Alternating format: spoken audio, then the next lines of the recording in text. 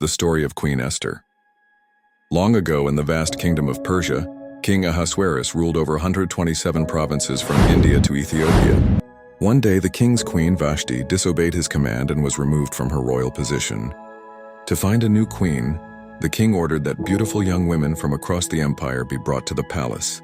Among them was Esther, a young Jewish woman raised by her cousin Mordecai after her parents died.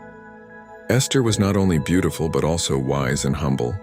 She found favor in the eyes of everyone who saw her, and when she was brought before the king, he loved her above all others. Thus Esther became queen of Persia, though no one knew she was a Jew because Mordecai had instructed her to keep her identity hidden. Soon a powerful man named Haman, one of the king's highest officials, grew proud and demanded everyone bow to him. But Mordecai refused to bow because he served only the living God. Enraged, Haman plotted not only to kill Mordecai, but to destroy all the Jews in the empire. He tricked the king into signing a decree that on a set day every Jew would be killed. When Mordecai heard of this, he tore his clothes and wept bitterly.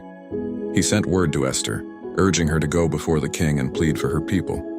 At first, Esther was afraid.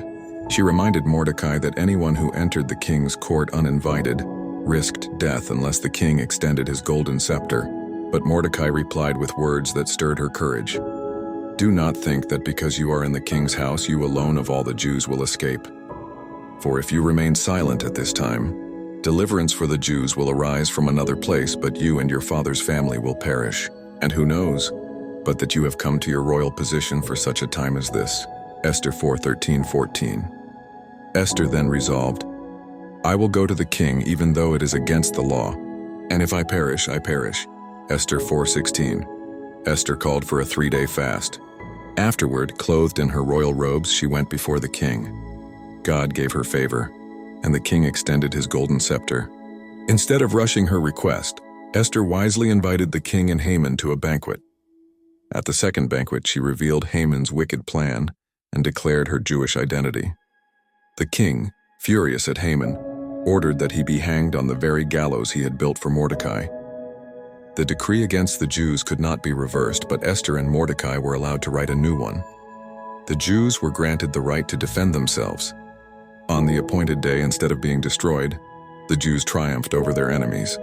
Mordecai was promoted to a position of great honor, and the people of God celebrated their deliverance with feasting and joy.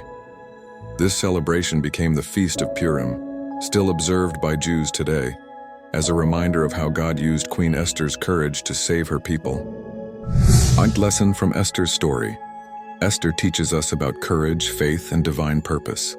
God places